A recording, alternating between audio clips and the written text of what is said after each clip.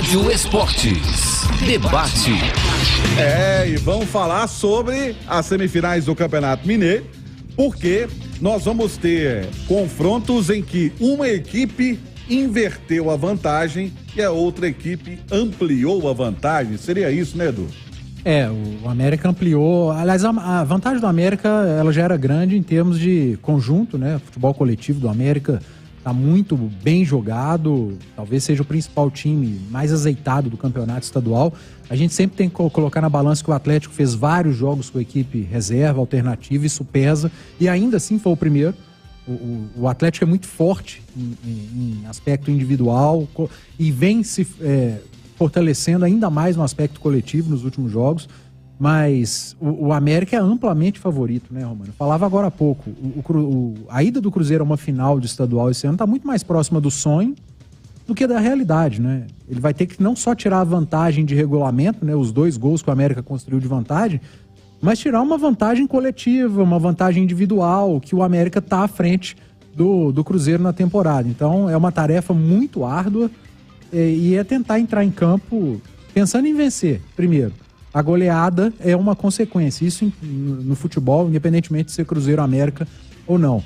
E ao América, eu acho que a melhor estratégia é entrar em campo buscando ampliar essa vantagem, fazer 1-0, porque além de ampliar no regulamento, você tira completamente o moral do seu adversário. A gente sabe que o Cruzeiro tem uma desvantagem muito grande, mas vai entrar com o mínimo de moral para tentar inverter. Se toma um gol, aí a coisa vai por água abaixo. O pensamento, Léo, o pensamento do Cruzeiro tem que ser buscar primeiro um gol. Não ficar com aquele negócio, poxa, eu preciso vencer por 3 gols de diferença, não sei o quê.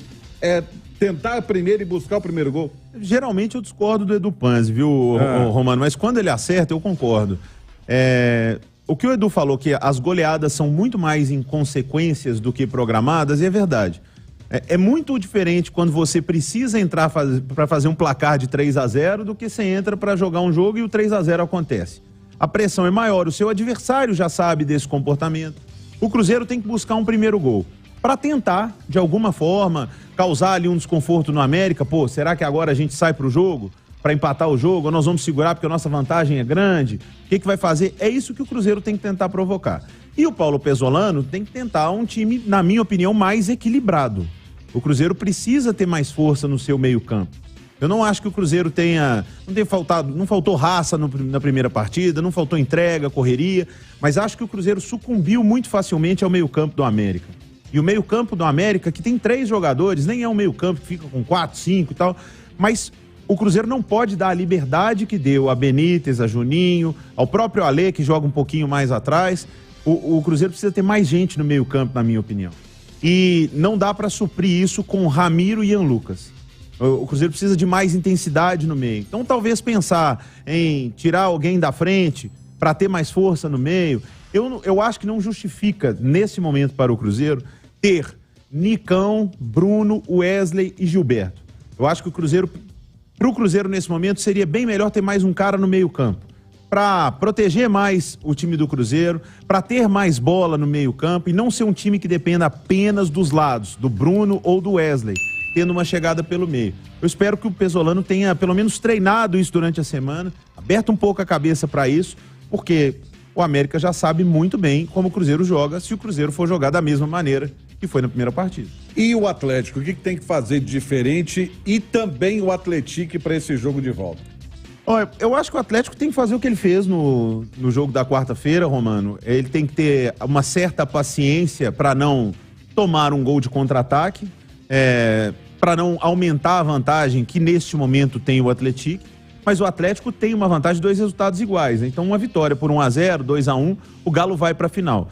Tentar encarnar o espírito que esteve no time também, porque jogo de Libertadores é diferente de jogo de Campeonato Mineiro, por mais decisivo que seja, mas tratar com muito respeito o time do Atlético e tentar fazer o que fez no segundo tempo. Aí depende muito do Cudê, se ele vai já começar com o Pedrinho, como a gente falou, se já vai ter uma formação ofensiva ou se vai ter a formação tradicional, mas tentando sufocar mais a equipe do Atlético. E o Atlético, Romano, tentar jogar quando tiver a bola. né? Tentar contra-atacar, tentar buscar um golzinho, porque se ficar só lá atrás se defendendo, provavelmente, qualquer hora ali o Paulinho, o Hulk, o Galo faz o gol.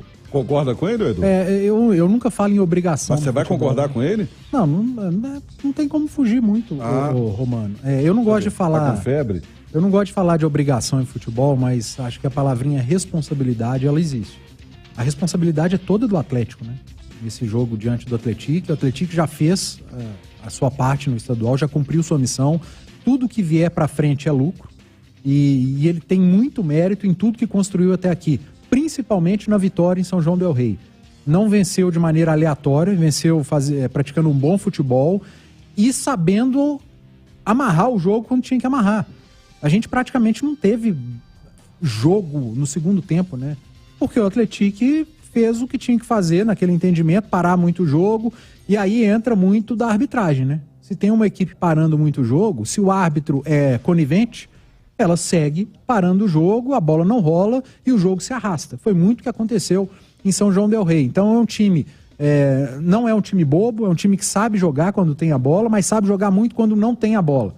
E eu acho que é nisso que o Roger vai se apegar. Pelo lado do Atlético, a palavra é a paciência, é o que o Léo utilizou agora há pouco. A paciência que teve contra o Milionários, paciência e respeito, né? Eu acho que o Atlético respeitou muito o Milionários e num mata-mata o seu sucesso começa quando você respeita o seu adversário, mesmo ele sendo inferior. O Milionários era inferior e teve o respeito do Atlético. E como que você respeita o seu adversário?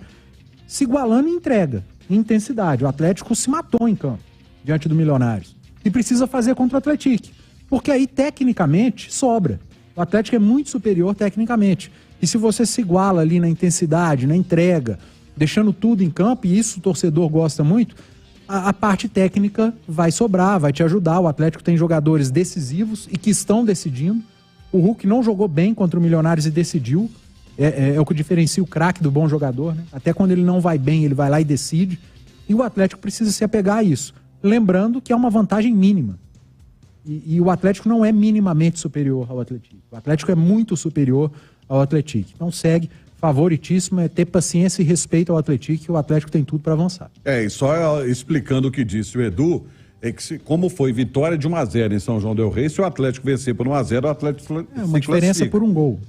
O Atlético joga pelo empate. Exatamente. Ou empate, ou vitória, óbvio. Mas ele joga por vitória ou empate para conseguir a classificação. O Atlético com 1-0 já se classifica porque fez a melhor campanha na fase de classificação.